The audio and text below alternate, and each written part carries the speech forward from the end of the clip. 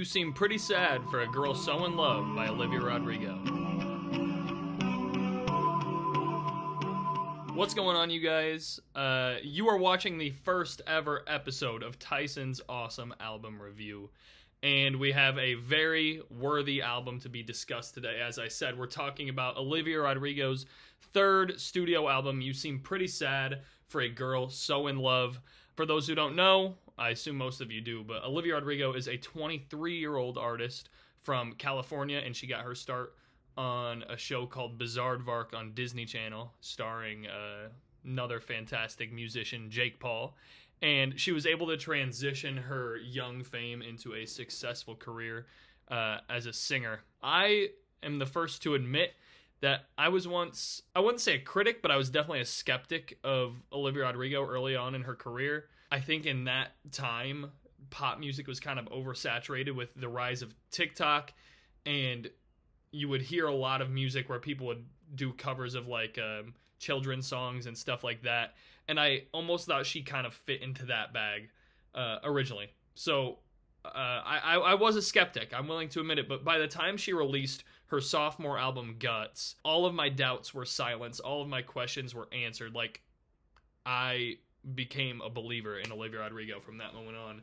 And I was actually fortunate enough to see her and Pink Pantheress perform on the Guts tour with my sisters, and it was spectacular. And that day, I saw firsthand what separated her from your average, like, TikTok pop star who overuses the word narcissist a bunch of times. I don't know if it's a world she's trying to create with her music, but I was pulled into a vibe for sure. Like, I saw what she was going for from that moment on, and I've really believed since then. Needless to say, after everything I've just told you, I was really excited when I heard that Olivia Rodrigo was coming out with a third album. I saw the cover wasn't purple anymore. I know some people had their reservations about that. She seemed happy. I guess people were upset that she was happy.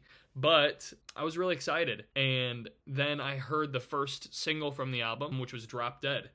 And if I'm being honest, I was a little bit disappointed by Drop Dead. I know a lot of people love it. Like, it's a pretty well-received song. I thought it was too cookie-cutter for her, especially for that to be the lead single for the album. I didn't feel like it changed or shifted the landscape of pop music at all. I felt like it was kind of regular. And then I didn't like that, like, almost like Chainsmokers-esque post-chorus instrumental. And I really didn't care for the bridge on that song much either. So I was disappointed by that song. But I still had high hopes for the album. By the time she came out with her second single for it, which was The Cure, I was pulled right back in. The Cure, to that point, was one of the best songs, if not the best song she had ever made in her career. I was blown away by what she was able to do in that. And the way that bridge and the hook and everything were able to kind of build into one cohesive thing by the end of the song. It was so good. Like, so good. It's been one of my songs of the summer for sure. And obviously that increased my hype for her album a lot. I am really happy to report to you guys that this album gets the first ever stamp of awesome on Tyson's Awesome Album Review. I thought it was a great album. I thought it was so fun. I think this is the most mature we've heard her songwriting on this, and that really shines in songs like Less.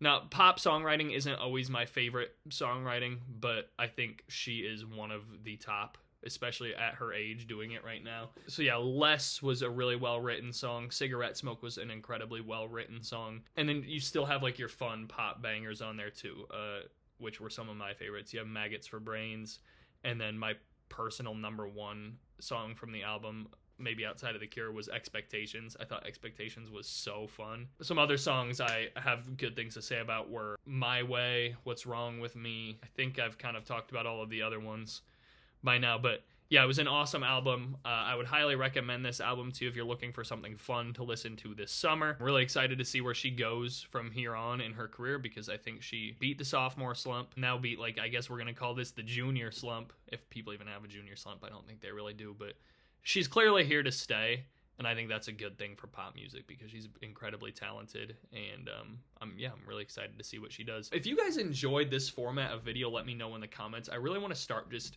talking about albums that I like, because there's so many albums that have come out this year that I'm crazy about. I'm not going to go back to earlier in the year and review some albums that came out months ago, but I will say some other albums I've loved this year.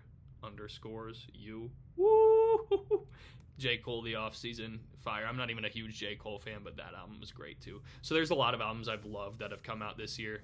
But this is definitely up there for one of my favorite. And I want to keep making videos like this. So if you guys enjoy it, let me know down in the comments. If you have an upcoming album or anticipated album that you're really excited about, let me know about that in the comments too. I don't have any social media, so the only way you guys can really reach me is by talking to me in the comments. But I'm going to read everything that shows up down there. All 3 of you or 2 of you who talk to me down there. But maybe one day this will turn into something cool. But I appreciate you guys for watching. I'm loving this album. I'm going to keep listening to it. I hope you enjoy it too. If you haven't listened, go tap in with that for sure. But this has been Tyson's awesome album review. I'm Tyson. I love you. And I appreciate you. Goodbye.